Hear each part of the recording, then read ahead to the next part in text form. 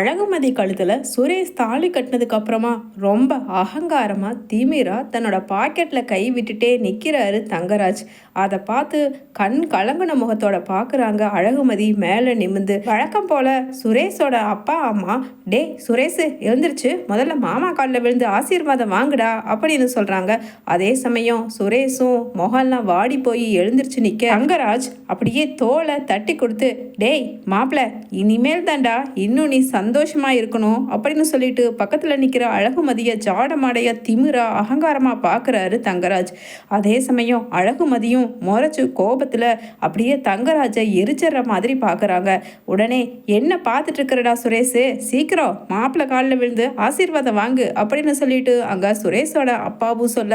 என்னம்மா பொண்ணு உனக்கு நாங்க சொல்லணுமா, விழு, 2 பேரும் தான் விழுகணும் அப்படின்னு சொல்ல அழகுமதி சொல்றாங்க, நான் ஏன் இவர் காலில் விழுகணும், முதல்ல உங்க காலில் விழ சொல்றீங்களா, அதுக்கு விழுகிற, எங்க அம்மா அப்பா காலில் விழ சொல்றீங்களா, விழுகிற, அவங்க 2 பேரும் தானே இவரையும் என்னையும் பெத்து வளர்த்து ஆளாக்குனவங்க, அப்படி இருக்கும்போது இவர் யாரு, இவர் காலில் நான் எதுக்காக விழணும் அப்படின்னு சொல்லிட்டு மதி வழக்கம் போல நியாயமா பேசுறாங்க. அதே சமயம் பக்கத்துல நிக்கிற மதியோட அம்மா காஞ்சனா, ஏண்டி மதி, உனக்கு முதல் மாதிரி இல்லை, இப்ப கல்யாணம் ஆயிடுச்சு, தெரியுதா தெரியலையா, உன் புருஷ வீட்டுக்காரங்க தான் உனக்கு எல்லாமே, அவங்கள பார்த்தா நீ பயந்து ஒடுங்கி அடங்கி எல்லாமே நல்ல முறைக்கு நடந்து நல்ல பிள்ளைங்கிற பேர் வாங்கணும், ஒழுங்கு மரியாதையா அவங்க யார் காலில் விழுக சொல்றாங்களோ விழுந்துட்டு போக வேண்டியது தான்டி அப்படின்னு சொல்லிட்டு காஞ்சனாவும் சொல்ல, உடனே அழகுமதி சொல்றாங்க, எப்படிமா, எப்படி ஒரு காரியத்துக்காக என்ன பலிகடா ஆக்குனீங்களே, அந்த மாதிரி காரியத்துக்கு வேண்டி இவர் காலில் விழுக சொல்றீங்களா, என்னால முடியாது அப்படின்னு சொல்லிட்டு நெஞ்ச நிமித்திட்டு நிக்க,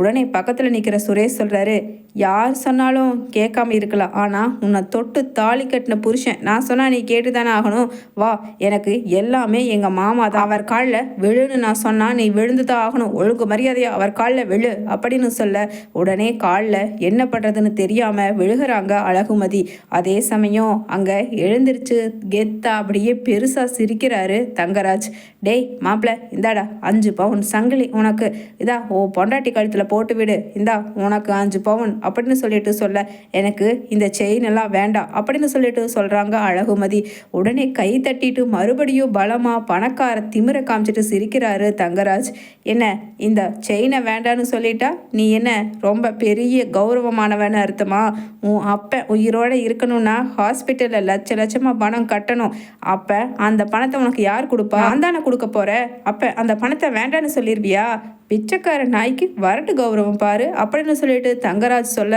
உடனே சுரேஷோ, அதான மாமா, நீங்க பார்த்து இவளுக்கு இந்த மாதிரி வாழ்க்கை அமைச்சு கொடுத்தது, இவ உங்க காலில் விழுந்தே கிடக்கணும் தெய்வத்துக்கு சமமா நினைச்சு, ஆனா இவ என்ன திமிர் பேசுறான்னு பாரு, ஆனாலும் ராமமூர்த்தி உங்க பொண்ணுக்கு ரொம்ப கொழுப்பு, எல்லாம் கூறிய சீக்கிரத்துல நான் குறைச்சிடுவேன், கவலைப்படாதீங்க அப்படின்னு சுரேஷ் சொல்றாரு. உடனே பக்கத்துல நிக்கிற சுரேஷோட அண்ணி அழகுமலர் சொல்றாங்க, சுரேஷ் சும்மா பெரியவரை ராமமூர்த்தின்னு சும்மா பேர் சொல்லி கூப்பிடாதப்பா, நீ என்னதான் போலீஸ்காரனா இருந்தாலும் இனிமேல் அவர் உனக்கு மாமனாரு அப்படின்னு சொல்ல, உடனே தங்கராஜ் சொல்றாரு, அதனால என்ன, என்கிட்ட கை நீட்டி சம்பளம் வாங்கித்தானே இத்தனை நாளாக வயிறு கலவிக்கிட்டு இருந்தா, இந்த ஆளுக்கு இனிமேல் என்ன திடீர்னு மரியாதை கொடுக்க முடியும், அப்படியெல்லாம் கொடுக்க முடியாது, சுரேஷ் நீ ராமமூர்த்தினே கூப்பிடு போதும் அப்படின்னு சொல்ல, உடனே பக்கத்தில் அழகுமதியோ அப்படியே ஆவேசமா கோபமா அப்படியே பொங்கி எழுந்து பேச வரும் பொழுது அங்கே அழகுமதியோட அம்மா காஞ்சனா கையெடுத்து கும்பிட்டு, தயவு செஞ்சு பேசாதடி மதி, உங்கள் அப்பாவுக்கு இன்னும் ஹார்ட் அட்டாக் அதிகமாகி ஆப்ரேஷன் நல்ல முறைக்கு முடியறக்குள்ள ஏதாவது ஆயிர போகுது அப்படின்னு சொல்லிட்டு சொல்கிறாங்க. உடனே அழகுமதியோ எதுவுமே பேசாமல், இனிமேல் எனக்கு பேசுறதுக்கே எதுவுமே இடமே இல்லையேம்மா, அந்த மாதிரி ஒரு கூண்டுக்குள்ள என்னை கொண்டு வந்து சிக்க வச்சிட்டீங்களே, ஆனால் ஒன்று நான் உறுதியாக சொல்லிட்டேன், சும்மா அப்பாவுக்கு ஆப்ரேஷனுக்கு பணம் கொடுக்குறாங்க, நம்ம தங்கி இருக்கிற வீடு இவங்க கொடுத்து தான் இருக்கிறோன்னு சொல்லி வீட்டுக்கு வேண்டியும் அப்பாவுக்கு வேண்டியும் கல்யாணத்துக்கு வேணும்னா ஒத்துக்கிட்டேன், ஆனால் காலை முழுக்க இந்த ஆள் அவன் அதான் இந்த தங்கராஜுக்கு அடிமையாக இருப்பான், அவன் சொல்கிறத கேட்டு நானும் அடிமையாக இருக்கணும்னாலாம் என்னால் முடியாது சொல்லிட்டேன் அப்படின்னு சொல்ல, ரேவதி சொல்கிறாங்க, சரி சரி சும்மா பேசிக்கிட்டே இருக்க வேண்டாம், நல்ல நேரம் முடியறதுக்குள்ள நம்ம பொண்ணு மாப்பிள்ளைய வீட்டுக்கு அழைச்சிட்டு போயிடலாம் அப்படின்னு சொல்ல, தங்கராஜ் சொல்கிறாரு, ஆமாம் இதுக்கு தான் ரேவதி மாதிரி ஒரு புள்ள வேணும்னு சொல்கிறது, ஏன் அத்தை அப்படின்னு சொல்லிட்டு சிரிக்கிறாரு. உடனே ரேவதியோ, ஆமாங்க எப்போவுமே உங்களுக்கு என்னை பார்த்தா ஒரு இளக்காரமும் ஏளனமும் குறையாது, உண்மையை தானே சொல்கிற அப்படின்னு சொல்ல உடனே அங்கே பாக்கியராஜ் சொல்கிறாரு, ஆமாம் மாமா நேரம் ஆயிடுச்சு கிளம்பலாம் அப்படின்னு சொல்ல எல்லாருமா சேர்ந்து வீட்டுக்கு வர்றாங்க. அப்போ அழகு மலர் ஆரத்தி எடுத்துகிட்டு வர ஆரத்தி பொட்டு வச்சு உள்ளே அழைச்சிட்டு போகிறாங்க அழகுமதியை. அப்போ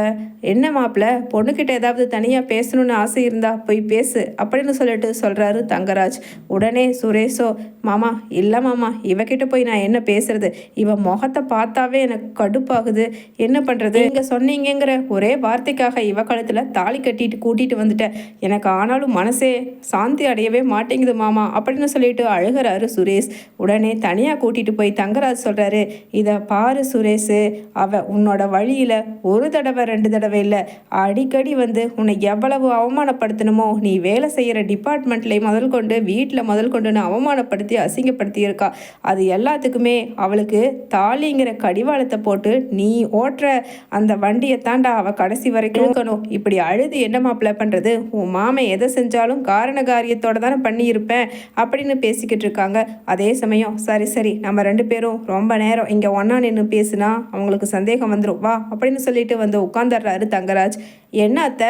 காஃபி கீஃபி உண்டா அப்படின்னு சொல்லிட்டு சிரிக்கிறாரு. உடனே சுரேஷோட அம்மா, அழகே எல்லாத்துக்கும் காஃபி போட்டு வாமா அப்படின்னு சொல்கிறாங்க. உடனே அங்கே தங்கராஜ் சிரிச்சுட்டு, என்னத்தை, என்னோட அழகு தங்கச்சி கையால் எத்தனை வாட்டி காஃபி குடிச்சாச்சு, எனக்கு அவ கையாலெல்லாம் குடிக்கணும்னு ஆசை இல்லை அத்தை, இப்போ வீட்டுக்குள்ளே அடி எடுத்து வந்திருக்காளே அந்த அழகு மதி புது தங்கச்சி, அவ கையால் காஃபி கொடுக்கணுன்னு தான் ஆசையாக இருக்குது, சீக்கிரமாக ஒரு டம்ளர் ஆற்றிட்டு வர சொல்கிறீங்களா அப்படின்னு சொல்லிட்டு சிரிக்கிறாரு தங்கராஜ். உடனே அதனால் என்ன மாப்பிள்ள, நீங்கள் சொல்கிறதும் சரிதா, அவள் என்ன பெரிய மகாராணி வீட்டில் இருந்தா வந்திருக்கா, அவளே வழி இல்லாமல் குடும்பத்தோட நடு தெருவுக்கு வர வேண்டியவ, என்னமோ நீங்கள் பாவப்பட்டு பரிதாபப்பட்டு அவள் நினச்சே பார்க்க முடியாத போலீஸ்காரன் பொண்டாட்டியாக இந்த வீட்டுக்கு அழைச்சிட்டு வந்திருக்கீங்க. இருந்தாலும் அவளுக்கு திமிரு தான், வந்த உடனே ரூம்குள்ளே போய் என்னதான் பண்ணுறா, நான் கையோட போய் கூட்டிகிட்டு வரேன் மாப்பிள்ள அப்படின்னு சொல்லிட்டு நேராக உள்ளே போகிறாங்க. உள்ளே போனால் அழகுமதி அங்கே கூட இருக்கிற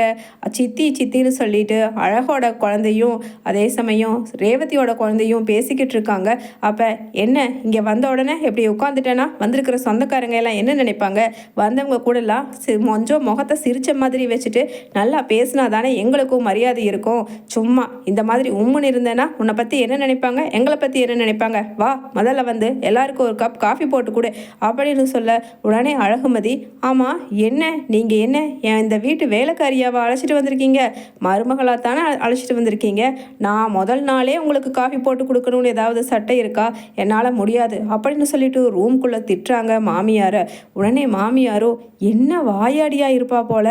இருடி இரு அப்படின்னு நினச்சிக்கிட்டு இருக்க அழகு அதுக்குள்ளே எல்லாருக்குமே காஃபி கொண்டு வந்து கொடுத்துட்றாங்க. மாப்பிள்ள சுரேஷ், போய் உங்கள் அம்மா உள்ளே போனாங்கல்ல உன்னோட ஒய்ஃபை காஃபி போட அழைச்சிட்டு வர்றதுக்கு, என்ன நாங்கள் பார்த்துட்டு வா, அதுக்குள்ளே அழகு தங்கச்சியை கொண்டு வந்துடுச்சு அப்படின்னு சொல்ல, இதோ போகிற மாமா அப்படின்னு சொல்லிட்டு சுரேஷும் உள்ளே போய் பார்க்குறாங்க. சுரேஷோட அம்மா சொல்கிறாங்க, டேய் சுரேஷ், ஆனாலும் வாயினாலும் வாயி, இவ சின்ன வாயிலடா, இவளை வச்சு எப்படா நீ காலந்தள்ள போகிற, காஃபி ஒரு டம்ளர் போட்டு குடுறி எல்லாத்துக்குன்னு சொன்னதுக்கு நான் என்ன வேலைக்காரியான்னு சொல்லி கேட்குறாடா அப்படின்னு சொல்லிட்டு முதல் நாளே தன்னோட வேலையை ஆரம்பிக்கிறாங்க சுரேஷோட அம்மா. சுரேஷ், என்ன எங்கள் அம்மாவை எதிர்த்து பேசுறியா அப்படின்னு கேட்க ஓங்கி பலார்னு அறையிறாங்க மதி. ஆமாண்டா ஆமாம் அப்படின்னு.